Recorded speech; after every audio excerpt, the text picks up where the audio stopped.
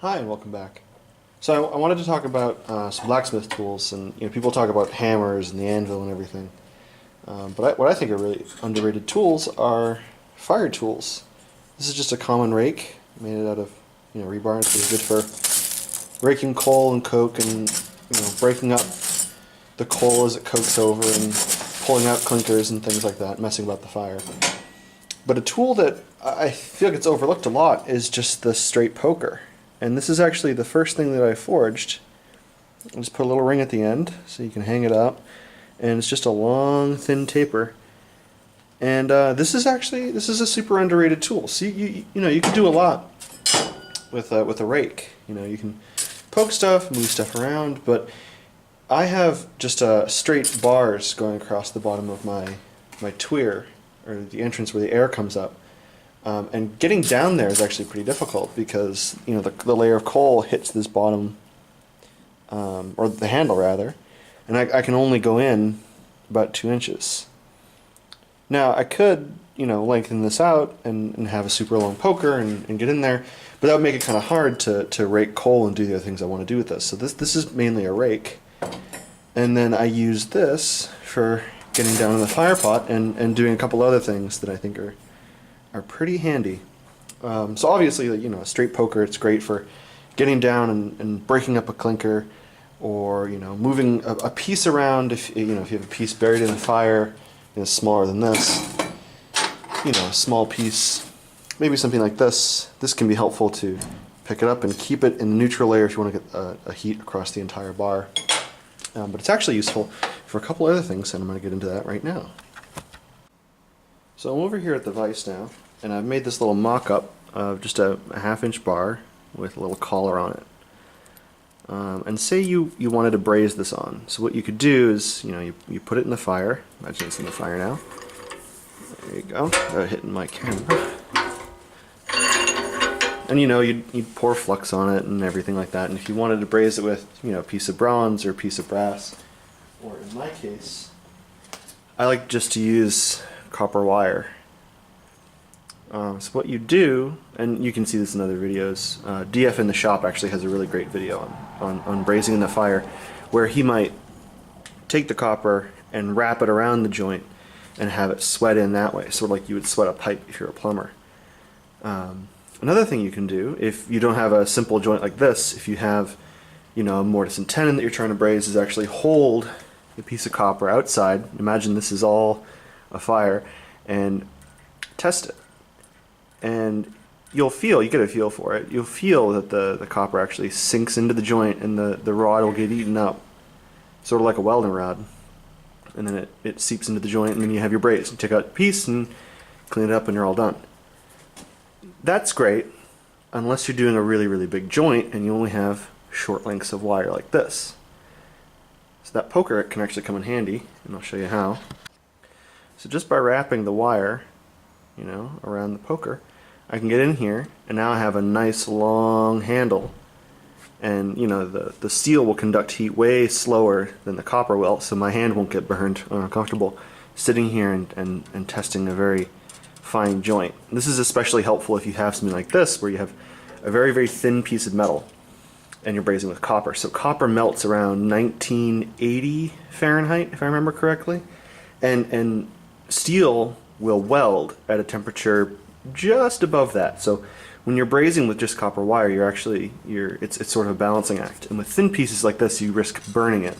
So you really want to keep that wire just on there, and as soon as it starts to eat the copper and sweat into the joint, you're keeping this from reaching a welding heat, because that transition from solid to liquid copper is sort of protecting this from burning up. So this can be a really handy way of keeping that copper on there and keeping things from burning up if you're doing a really delicate braze joint.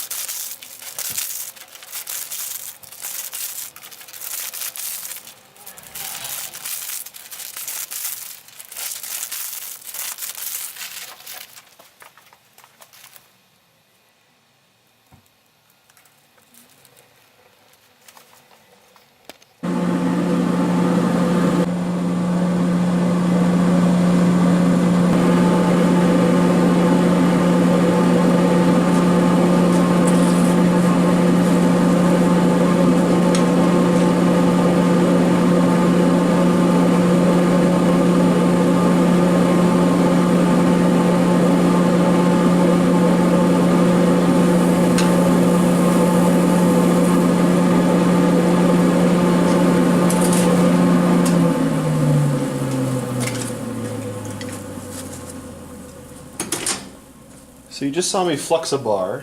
We're going to get it up to a welding heat in a minute. But I wanted to talk about the last use for this straight poker. And great thing about this is that you can actually use it for welding. Now, welding in the forge, you need to judge the heat properly. Like I said before, it's pretty hot. It's near the melting point of copper, about 2,000 degrees Fahrenheit. So, what happens in a forge weld, I'm not going to go through all the details here, but you have a neutral fire, you have your bars cleaned and fluxed if you're into that. And then what'll happen is the interface between these two bars will become liquid. And so it'll go from the solid state to the liquid state. And at that point, you can hammer the bars together, and then when you remove them from heat, rather you're removing them from heat to hammer them together. When they're removed from heat, they re-solidify and the grain boundaries kind of cross, and they become one piece. So they're welded. Now the liquid only forms at the interfaces, because if the whole thing turned liquid, then you'd just have a big pool in the bottom of your forge. You'd have a mess. You wouldn't have two welded pieces of bar together. So just the surfaces are liquid, and you can actually feel that. Now, not with your hands, because we're soft and squishy, and we will get hurt by the fire. So how do we test if the surface is liquid? Well, we take a thin piece of metal with a really low heat capacity, right? It doesn't take that much energy to heat this tip up to welding heat. It takes a lot of energy to heat this up, right? So we have to crank on the blower to heat this up. But all I have to do in the fire is rake this back and forth across my piece of metal, and the tip of this poker will actually suck the heat out of this. They'll become the same temperature very quickly. And when this is liquid, this will rise up to the same temperature very quickly. So this will be a welding heat too. Whatever heat this is at, this will be at. And so when they touch, the two liquid interfaces will be tacky. And it's hard to describe what it actually feels like, but you'll feel you pull, as you're pulling away, all of a sudden you'll feel it pull a little bit more, because you'll feel the weight of those bars, and it'll give. You can twist it. You can twist it off like if you stick a welding rod and pull it away, but you'll feel it stick, and it's better, I've found, than any color, any description of lemon yellow or dazzling white. And in a video, it's really hard to tell. This looks yellow in the center on video, but to me it looks like it's like a medium orange. It's actually cooling down into the upper reds right now. I gotta turn on the blower again. So it can be difficult to describe forge welding on video, but the feeling of this sticking to your work is unmistakable, and this can actually be a really good guide. Now, it's not 100% foolproof, because if I have my bars in the fire like this, right, and I have the heat coming up from below. So if I am, if I have hot coals around the outside, that doesn't necessarily mean that this joint in here is liquid. So if I touch out here, right, or if I touch over here and I feel liquid and I hit it together, I might not get a weld in here, because this might not be the welding heat, because it has all this mass of iron around it to heat up. But it's a good indicator. So typically what I'll do is I'll touch the top, feel that it's tacky, I'll flip it and touch the top and feel that it's tacky, and then I'll just let it get a little warmer. And now I'm watching this the whole time, and I have these IR blocking little clip-on glasses. These are Shade 5s, pretty cheap. You can get them for like 15 bucks, so that I can stare into the fire and not hurt my eyes. And I'm making sure that these don't reach, they're not like throwing little sparklers or anything like that. I'm not burning the metal. I'm bringing it up to welding heat, and I'm watching the surface become liquid, but I'm also feeling it. And that's where this really shines.